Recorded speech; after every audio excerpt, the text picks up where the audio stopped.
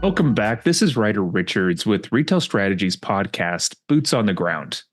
Today, we're going to be diving into one of the more critical challenges facing communities, and this is grocery store placement and addressing food insecurity. Now, to talk about this in depth today, because I'm not that familiar with it, is Elliot Cook. He's our director of real estate, and he's been at the forefront of helping communities transform their retail landscapes. He's much more educated not only in real estate but also in grocery than I am. And so I'm really going to lean on him today for his expertise. Elliot, welcome to the show. Yeah, thanks, Ryder. Good to be back with you. Excited to share some insights and, really going to try to help make a difference in some of these communities we work with across the country. Excellent. Okay, well, we've kind of mapped out some terrain that we want to cover today. And some of this is going to be things like data-driven site selection, which is something that's very important for real estate. But one of the things too is, how are we going to understand what a food desert landscape is? How do we define it? How do we look at that?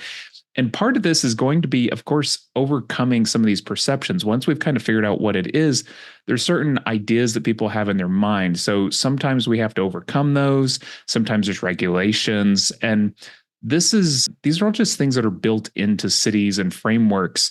But what do we really need to do to develop a strategy to use real estate for grocery development? And so Elliot's going to talk through a couple of creative solutions.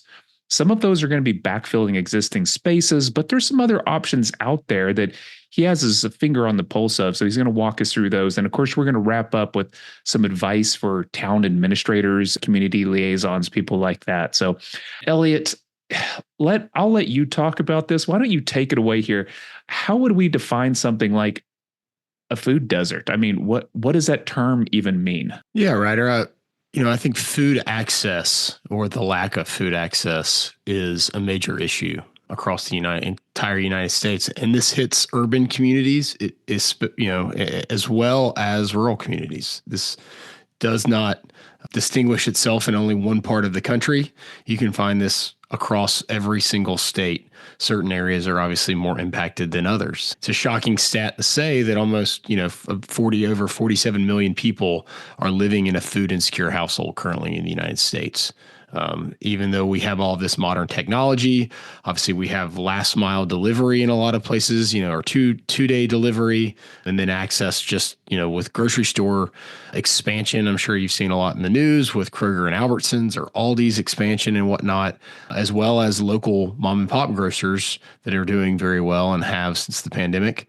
There is still a major need. And when we think about public health, this is a major topic that is absolutely something every economic developer and then every elected official should be considering and very likely is considering. Yeah, I find that one to sort of be interesting, right? Is the food secure areas end up having knock-on effects, right? Which is things like health.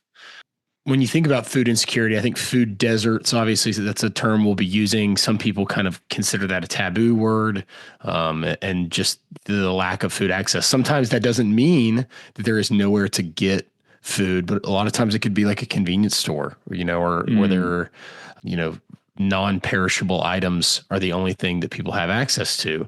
And from an economic standpoint, that's where they're eating in those places, or they're, maybe in some scenarios not eating at all, which is a major challenge to our nation.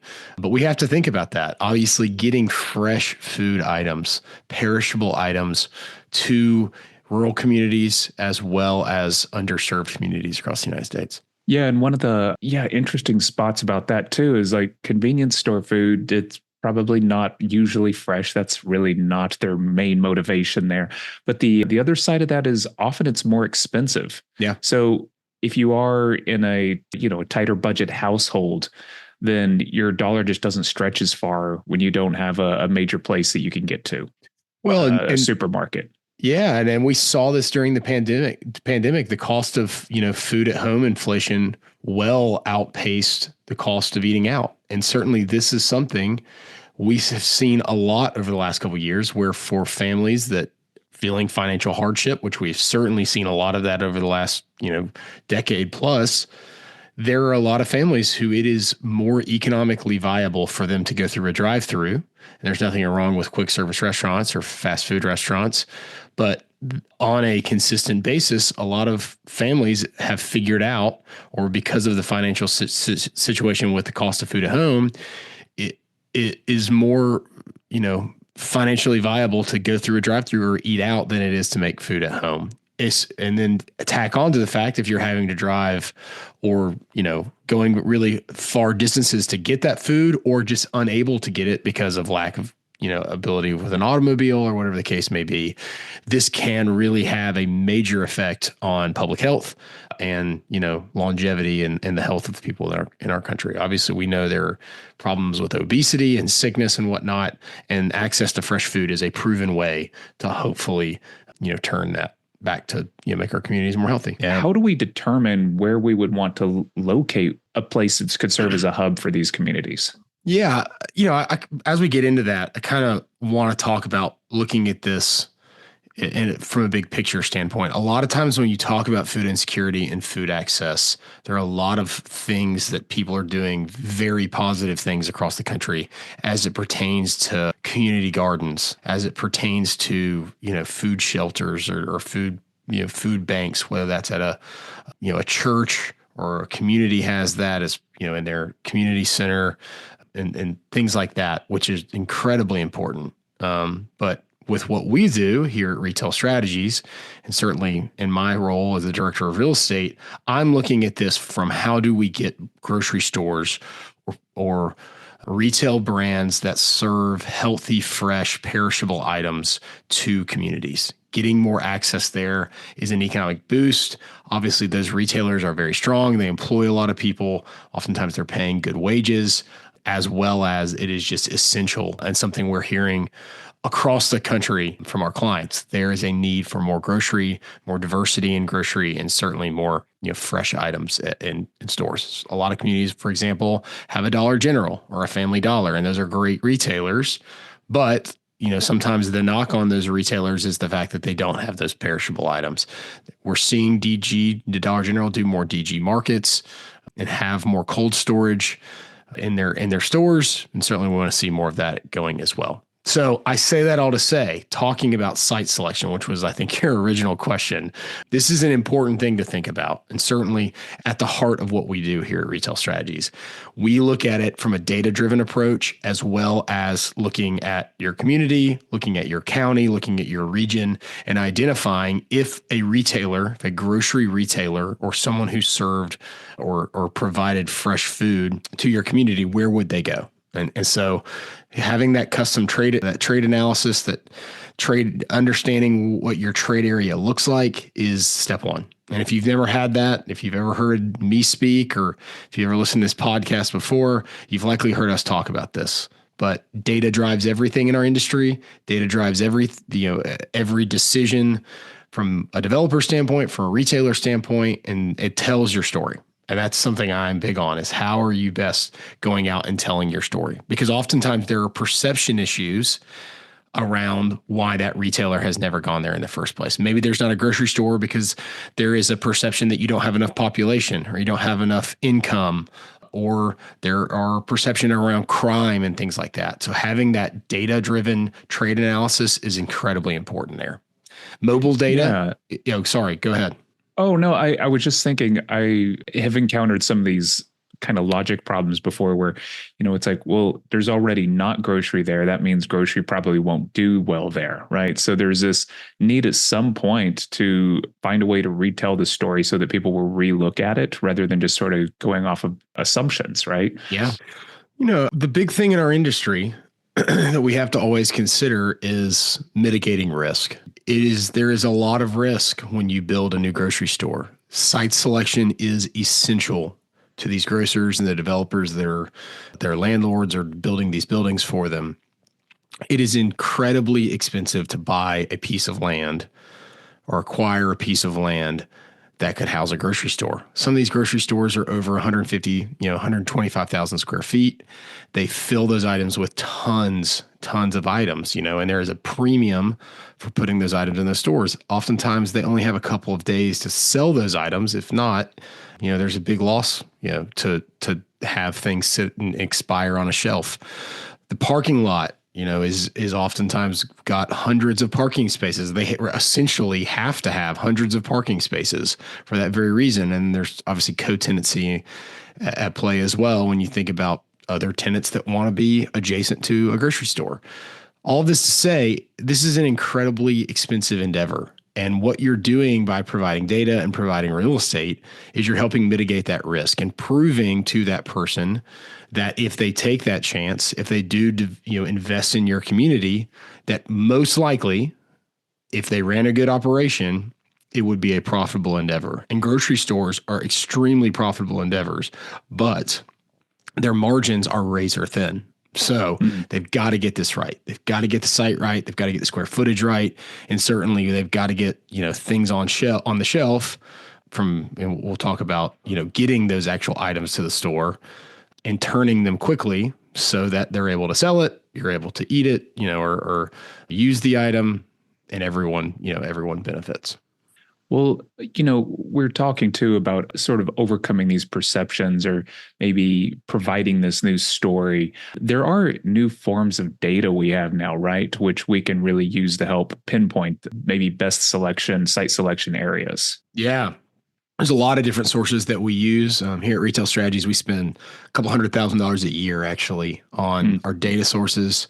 And we know that these are the same data sources that the big national grocers are using as well as their developers. And, if you're familiar with our company, the brokerage house, retail specialists on the other side of our company, we're a landlord to a lot of these big national chains, as well as more local franchisee driven, grocery store concepts as well. So we know that these are the services that they're using and they have to have when considering that next location. And once again, they can really tell a strong story. Mobile data is a big component of that, meaning cell phone data. And if you have a smartphone, your phone knows everything about you. It knows where home is. It knows where work is. If you have Bluetooth in your car, it connects to your phone, and it can tell you how far you are. It knows you're in the car, tells you how far you are from the destination that's in your calendar and all those different things. And this is an important thing to note because when we talk about distance from home, when we talk about where you're going, where your cell phone's pinging, and what apps you're using when you're at the grocery store, it really can tell a strong story of who that customer base would be or who that customer base currently is. So that's something we're leaning on, and that's something that we're using to tell the story to these grocers and to these developers about why they should consider markets for their next location. And even though there might be a competitor in the region, this is an important thing to show. Another component of all of this is saying that some groups don't have smartphones, some groups don't have access to an automobile. That cell phone data can also show that people from a certain area are not going to another grocery store. So showing that truly when we talk about not having access, you can see, and we've have examples of this in like Youngstown, Ohio, for example, or in Birmingham, where I live, Birmingham, Alabama, where you can see based off of mobile tracking data that an entire region of the city is just not going to grocery stores at all. So when you look at the grocery stores within, let's call it a 5-mile radius ring or a 10-mile radius ring, those certain neighborhoods or those certain pockets are not represented at all in those individual locations. So while it's important to tell the story of who's going to the store, it's also important to show why certain areas, when we talk about not having access, they're not going to grocery stores at all. And oftentimes, it's because, like I said, there's a lack of an automobile, there's a lack of public transportation, and lots of other categories and reasons for that as well. The way I grew up was, of course, going to the grocery store as a family quite often. And so there's this, something that I sort of took for granted, right? And then sort of now trying to picture how my life would change not having access to it. Yeah, right. Yeah, it's kind of mind blowing. And then, one of the other things is we've talked about this probably before too, but there's different types of grocery stores that position themselves in different ways for different communities. We talked previously about sort of food banks and people that are trying to help out at the local level. And, there is something about not wanting people to have to rely on sort of volunteerism or charity in order to access food. So, yeah, I don't know. It's a complex topic to get into. Like, how It do you is. make this work for people? And of course, we have talked about the data and showing how that works. But what would be ways to pinpoint the location and then maybe take next steps into this story that we're talking about? Depending on the grocer that you're going for, you need to figure out and something, no matter what type of retail we're trying to recruit to a community. One of the things that we're first trying to identify is what is currently there. That could be the Dollar General, like we mentioned earlier. Who's coming to that Dollar General? How successful is it? That's going to help tell that story to that next retailer who may want to move into the market as well. The fact that you've got a successful Dollar General, or maybe you're in a scenario where you've got 2 or 3 Dollar Generals in different areas of the community. Having that data is essential when going out and telling your story. And then, like I've just got done talking about, the viability that there's a population that is not served at all. We certainly have to talk about that group as well. But when we're working with communities, we're going to look at that custom trade area, which oftentimes, especially when we talk about rural and tertiary markets, they punch much stronger than they are. A lot of times their trade areas are very large. And they have a really, really strong numbers. It's just not reflected in their individual communities' population, but their trade area is much larger than that. Then we're going to audit. Where is that corridor where if a grocery store was going to come to your market, where would it go? What sites are available? And that's a very important thing to identify. If someone was going to come here, where would they go? And we got to audit each individual property. Is their sites big enough? Are there scenarios where the grocer would like to come to the market, but the site's already been taken? Or maybe there's an old grocery box that's now a church, or it's, something else, and nothing wrong with a church. I'm just saying, is that the reason that a grocer hasn't come to the market? Because the box that they would take is currently occupied by something else. So that's all a big piece of this puzzle. And then going through and looking at all the attributes of each of those sites. We call it the universal site metrics, but kind of breaking down each opportunity and talking about what makes it viable for a grocery store, whether that's a signage component. Obviously, signage is extremely important to grocers. They want you to know every single day, that there's a grocery store there, and they want you to be thinking about the grocery store every time you drive by it. Parking, like I already mentioned, is incredibly important. Every grocer has to have that parking minimum. Obviously, they want it to be convenient for their customers. They've got multiple employees in there. It's also got to be easy for a truck to get in and out. And from a delivery standpoint, oftentimes multiple times during the day, certainly during operating hours, not just in the middle of the night. Another thing to think about is traffic. How easy is it to get in and out of the site? We are creatures of habit, and it's all about convenience. You probably don't realize this, but most grocery stores actually are you're taking a right into that property on your evening commute home.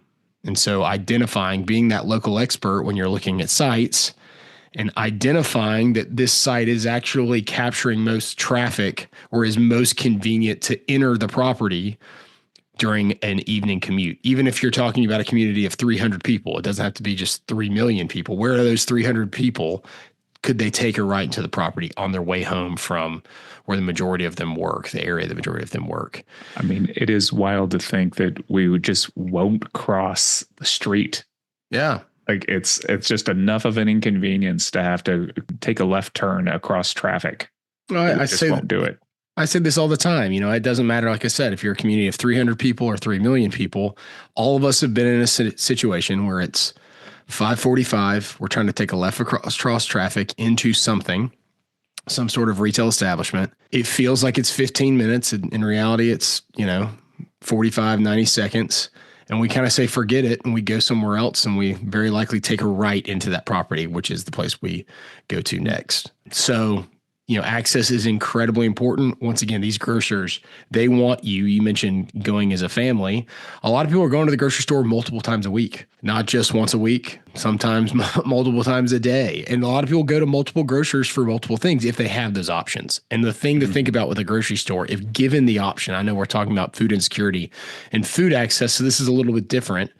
When we think about food insecurity and food access, most consumers really only want to drive about 15 minutes to the grocery store. And what I mean by that is you're not going to drive past 3 grocery stores to get to the 4th, unless it is an incredibly niche specialty grocery store. But for your everyday items, convenience is key. And then obviously the price point is obviously really important to you, or what you're looking for is incredibly important. So talking about those traffic patterns, talking about that convenience, if you're on the wrong side of the road, if you're outpositioned by one of your competitors, you're going to struggle. And so all grocers really care about all of that information. And ultimately, that's why they don't enter some markets they would love to be in, is because they've been outpositioned by their competitors. And it's just not worth going into those places just based off of the fact that they feel they would do well because of, brand loyalty or whatever the case may be. Are there any examples you can give where this, the story has been pitched or made to a community? Maybe somebody who didn't want to originally show up, an extra piece of information came through and it actually made them rethink their market. Yeah, what we were just talking about, there's an example of that. Jasper, Alabama, Walker County, the county where Jasper is located, has been a longtime partner of ours for, I think, upwards of over a decade now. Aldi was a retailer that the community wanted, that we knew was interested in the market. We actually first approached them about attempting to put them in kind of their old traditional mall. The mall owner was interested and has since successfully turned that mall from like the interior mall of the 80s into where you can actually access it from the exterior and re-tenanting it and doing really well. Well, we pitched that to Aldi. Aldi actually rejected that site. And as we kind of went back to the drawing board, we noted that there was a former car dealership. And Aldi, to tell you, give you some kind of inside scoop on Aldi, Aldi wants to, they feel like their customer is the Walmart customer who doesn't want to deal with everything that is Walmart. Aldi's expanding like crazy, and they want to outposition, like I just mentioned, Walmart. They want it to be more convenient to go to Aldi than go to Walmart, because they think most of the time, if given the option, because of price point and the shopping experience, that you're going to choose Aldi over that Walmart experience. So they want you to have to pass an Aldi on your way to Walmart, which Walmart typically kind of bookends a national retail corridor anyways. So in this scenario, we knew that this former car lot was available for sale. It could be redeveloped. And even though it sat on the wrong side of the road, so basically the majority of the traffic would be, the PM side of the road, it was on the other side of that. The site sat at a red light. So it was easy to take a left across traffic at that red light and then enter into the property. It was a little big. We took that to a developer. The developer was able to get Aldi. They actually did an Aldi and a Harbor Freight Tools combined, and that has been an excellent site. But once again, it's all about talking about access, talking about the site itself, talking about telling that story. All of the things we just did, we put together that package and told the story about how that customer, it would be easy from an access standpoint for them to get into that property. And it's been a huge win for everyone, and Aldi's done very, very well. That's a really great story about how telling that extra piece of information around real estate can really bring in somebody new. It's also, I'm thinking between Walmart's and Aldi's, then you mentioned a retail corridor previously, and if it already has a Walmart in it, that sort of means, I'm thinking about things like who has access to the food, but also do these grocers have access to the supplies that they need? So I don't know, how does a grocer like a Walmart, how close do they have to be to, say, a distribution network or something? How does that work?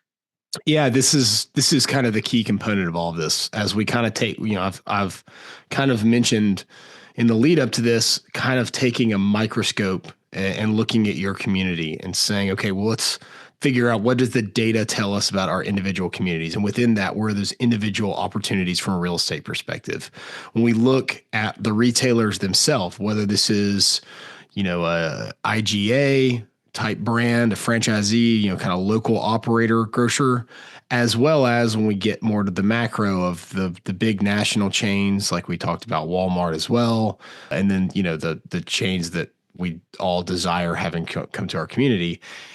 It's all about distribution and figuring out distribution centers and where they are across your state is a major piece of all of this. And oftentimes what we see, especially in food insecure areas, like a rural market and whatnot, there's an interstate that runs through the county where a lot of these items are actually being driven through the county every single day. They're being driven through your market to get from site A from the distribution center to probably more larger, markets that are more established from a grocery standpoint. So this is something when you think about the grocers in your state, and when you think about the brands that you would like to try to attempt to recruit to address this issue, going through and figuring out where their distribution centers are and where their cold storage distribution centers are. Walmart, for example, has a cold storage distribution center.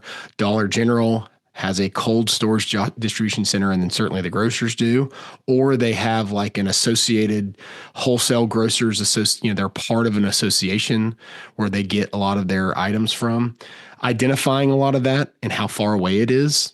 Every grocer is different. Some will go up to 300 miles. I think 150 miles is certainly a sweet spot. When we think about that, there are going to be grocers wherever you are, somewhere within a 300-mile radius ring from a distribution standpoint. How do we kind of focus in on those groups? How do we best try to attract them and prove to them that if they were to transport items from that cold storage facility to your individual store, they would be able to get it from point A to point B and then sell the item by the time the product perished, let's say, or, a gallon of milk or a head of lettuce or a loaf of bread or whatever the case may be. No, that makes a lot of sense, especially thinking about the other day I was talking to somebody about a Brahms, for instance, because they have dairy there. And so it's sort of their distribution network is what allows them to sort of locate their stores. So thinking that distribution network is the hub and the stores can only reach so far. But yeah, if you're already delivering goods, well, then it's not that much of a pain to set up one more shop somewhere along the way. So that just makes a ton of sense. And yet it's one of those invisible things I never think about. Yeah, well, I don't quote me on this, but Brahms, it's something like 4 hours. I'm sure there's a actual mile radius they put it on. I want to say it's like 4 hours from the dairy farm is how far. And if you look, every Brahms is within a radius of whatever the miles may be, or 4 hours of that dairy farm where all of that product comes from. Every other grocer, not from necessarily from the farm, but from their cold storage facilities and from their distribution centers, they've got to get it there. They've got to sell it because once again, like we talked about, this is a profitable endeavor and grocery stores are doing extremely well. And they did extremely well during the pandemic, which is why you're seeing so many of them either try to acquire the other brand, their competitive brands, expand into new markets. And you're seeing a lot of really positive information around grocery in general. The reason for that is because grocery stores did so well during the pandemic. That being said, they've got to prove that it's going to be profitable in the new markets that they look at, and distribution is a major component of that. I'll also speak to a way kind of grocery is evolving as well.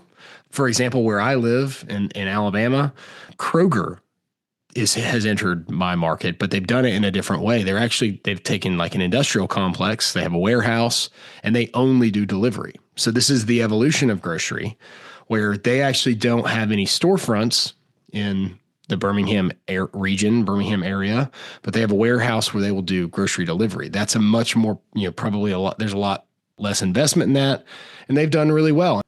I'm thinking that setting up that distribution network is a major cost. And so when I start thinking about that, then of course there's the idea that if Kroger does well enough, they might open storefronts in the future. But getting that initial component in place, it seems vitally important.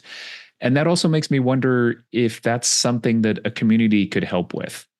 Besides just providing the real estate, is there something else a community could do to help set up something like a distribution network or help out with these initial steps? Yeah, economic developers or city managers listening to this, obviously, I'm sure industrial recruitment is a lot of what you spend your days focusing on. When I think about the future of grocery and when I think about communities and underserved markets helping to get these retailers come to their market, a big part of that's going to be the suite of incentives, not to lose anyone that might be listening to this, but we are talking a lot about data. We're talking a lot about logistics, and then we're talking a lot about economics. And ultimately, this is all economics. And once again, proving that it's going to be successful. I kind of mentioned a little while ago that it is a major investment for a grocery store to come to a market or for a developer to build a grocery anchored shopping center. They're very attractive. They're very valuable. They certainly can sell them at a good margin, but the front end cost is really difficult, and that's a challenge that we're seeing across the country. So when we think about from a regulatory standpoint how you can be business friendly, how you can help with this is creating incentives, creating public-private partnerships, identifying developers in your region or in your state who have already been successful with this in other places, going and trying to talk to them. Who do they have relationships with where they could, potentially help recruit that grocery store, bring that grocery store to your market? And a lot of times in the current landscape, I'm not saying this is the only way to go about it, because we know there are other incentive programs where they make their money back over 10 years, of the execution of delivery of the shopping center.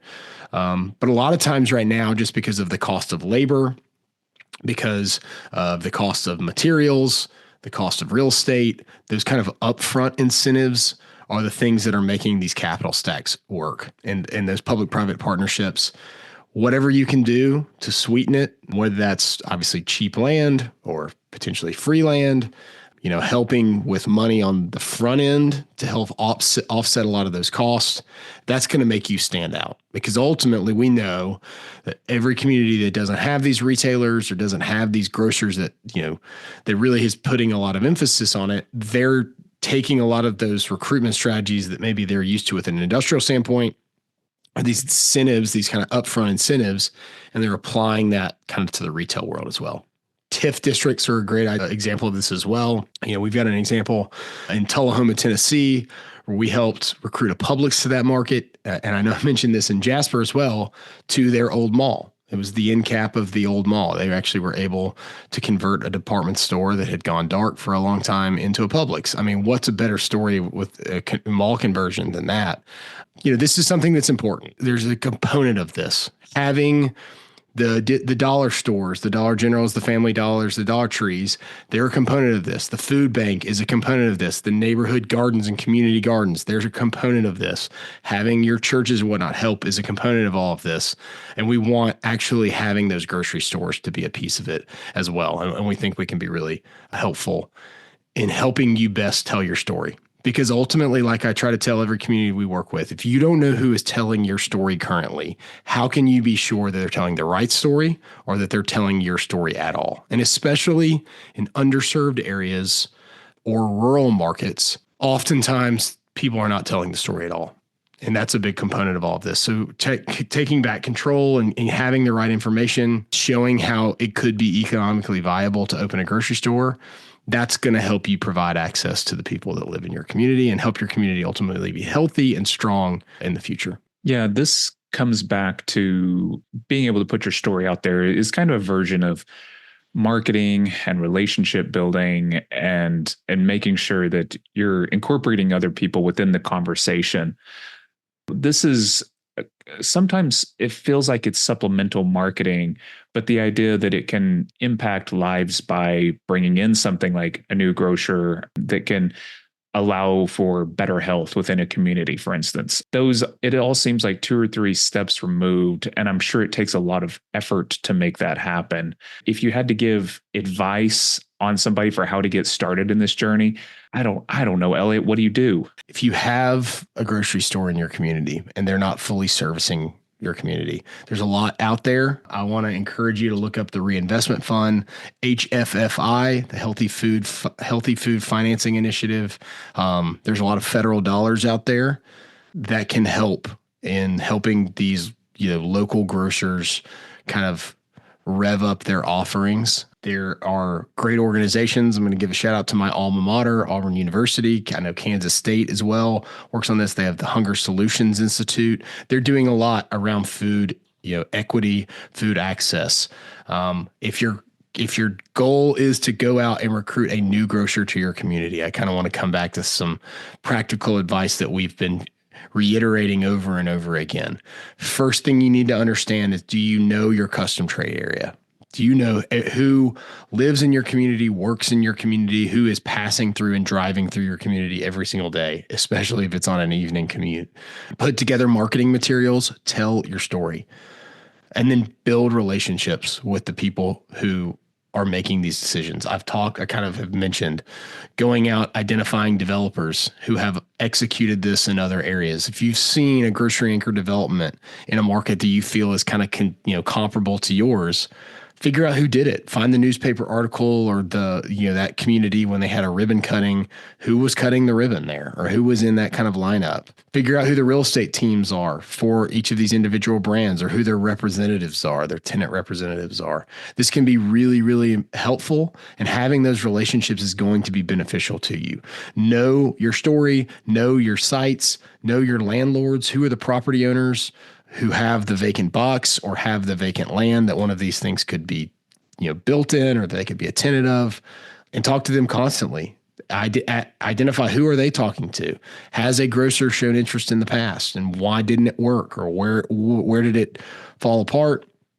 And then go out and be proactive. This is a full-time job, and you have to be proactive in talking to these groups and letting them know that, once again, let's do all of the things we can from an incentive standpoint, from a marketing standpoint, from a data standpoint, to show that you've done your due diligence, to show them that if they took a chance in your market, or if they took a chance in this rural area or this underserved area, that it would be different than perception may have led them to believe, or why they haven't considered you in the past. Prove that it would most likely be profitable for them, and also, from a humanitarian standpoint, would also be beneficial to everyone involved. Yeah, I mean, that's one of the things that's so compelling about all of this, is that the humanitarian side of being able to help people and putting in this work up front, it sounds like there's a lot of community building involved. It's sort of interesting in a time of AI and technical solutions that you might actually have to go out and talk to people and get involved in that way. And Ryder, we have talked about this on other podcasts, but a grocery store is so essential to a community in the same way that communities need healthy food to have healthy people in their communities who are going to last long, and they're going to be able to, live and prosper in these places. It's also an incredibly social place. People I grew up with, oftentimes the place I see them is at the grocery store. I know another grocery store in my community that has kind of like an upper floor mezzanine. That is the place where high school students go and study during the week, study for exams and whatnot. I don't know why they've chosen that place, but they go there and they hang out, and obviously they get, drinks and food and things like that. So when I talk about that, we've talked about this before, we certainly have other podcasts, which I'm going to give a plug to go listen to, about the third place. The grocery store is a component of, I'm not going to say it is the third place, but it is a third place for sure. And certainly caters to a lot of people, and it caters to everyone in your community. It's a place for you to see people, rub shoulders with people that you otherwise might not, as well as be nourished and hopefully be healthy and prosper within your community. Yeah. Well, Elliot, thank you so much for your time, and you're just a wealth of knowledge on this subject. Is there anything you want to say as we kind of close out here today? Yeah, I just want to, thanks for the opportunity, Ryder. And obviously, this is something I care about. I think a lot of people care about this. And like I said, this is a piece of the pie. There are a lot of different ways that people much smarter than myself are trying to address this issue. But certainly, I want to lend my knowledge and my past efforts to really address this issue. And this is the way that I know is proven to work. Once again, telling your story, leaning in on real estate, and then from an economic developer's lens, how do you put your best foot forward to grow your community and have a healthy community? And I promise you that this is a worthwhile endeavor. No matter what size community you are, no matter what your community looks like or its socioeconomic makeup looks like, you should be trying to do this to continue to advance your community. And there are people out there that are investing in this, that are listening, and that want to be a good partner for you going forward. If we can ever help you with that, please let us know. I'm sure my contact information is attached. And there are plenty of other people at our office that would love to talk to you about it as well. All right. Thanks so much. And to anyone listening, then we're going to make available a PDF as a resource. It has a lot of the information we covered today. And that also will have some contact information for Elliot and our company. Yeah.